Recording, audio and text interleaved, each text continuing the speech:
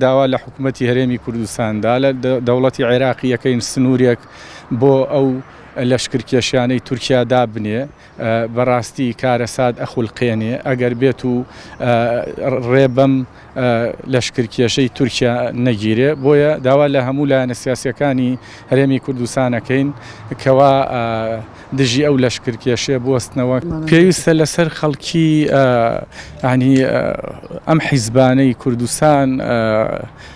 بەهۆشی خۆیانە بێننەوە کە ڕێ لەم لەشکرکێشێ بکرێ و موقیفی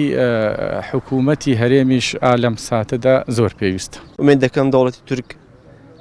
ئەم سیاسەتە نەگریسەی بەرامبەر بە نەتەوەی گورد بە کشتی کۆتایی پێبێنێ، چونکە ساڵانێکی دوو درێژە جەنگ و شەڕی بەسەر کووردا سەپاندەوە، بەڵام هەردەم کورد ئاشتەوایی هەڵبژاردەوە. بۆیە داواکەم لە دەوڵەتی تورکیاش ڕێگای ئاشتەوایی هەڵبژێرێ بەرامبەر دۆزی ڕەوای گەلی کورد کە دۆزێکی ڕەوایە و دیک بە هیچ شێوەیەشیانی ئەوە نیە بەو شێوەیە چاو لەو هەموو خەباتە و ماندووبوونی گەلی کورد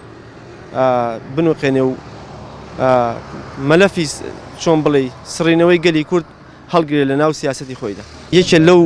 گرفتە گەورانەی کە لە مێژووی سیاسەتی گەلی کووردا هەبووە بە هەمیشەیی پەرتەوازەی یەکدەنگیمان بوو کە ئەمە هۆکاری سەرەکی بووە کە دەوڵەتەکانی چواردەرە لە هەر ناوچەیەکا بیانوێ پەلامارمان بن. ومێد دەکەم سیاسەتی کوردی بەگشتی لەم پارچەی خۆماندا سیاسەتێکی گیر و یەکگیر بێ و بەرپەرشتانەوەی هەموو ئەو زوڵم و زۆرانەی کە بەرامبەر بە گەلی کوردی بە یەک پەیام ڕەنگداتەوە کە پەیامی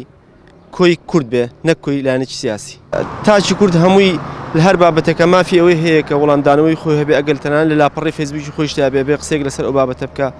کە ئومێد دەکەم هەمومان لە ئاست ئەوە بین کە ئەم تاوانکارانە بە هەموو جێ ڕەفسکەین کە زوڵم و زۆرێک لەسەر گەلی کورد دەکرێت. ئەم لەشکرکێشی سوپای تورکیاش من وای ئەبینم کە ماڵوێرانی چکەی بەدواوەیە،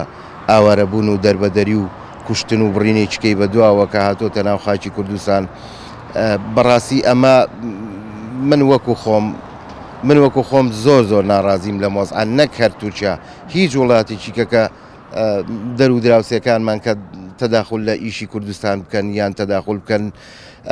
برا کوردەکانمان بکوژن لە ناو شارەکە و وڵاتەکە و هەرێمەکەی ئێمەیە. ئەبێ هەڵوێستێک و فشارێکی زۆر باشیان هەبێت، داوا لە ڕێکخراوی نێودەوڵەتی بکەن کە مۆڵەتیان نەیاد و خۆشیان هەڵوێستێکی توندیان هەبێت کە ئەو داگیرکەرانە نێنە خاکی کوردستانە و ڕێگریان لێ بکرێت. هەرکی سەرشانی ئێمەش ئەوەیە کە ڕێپێوان ئەوەی کە پێویست ئەکا بیکەین بۆ ئەوەی دژی ئەم داگیرکاریە بوەستینەوە.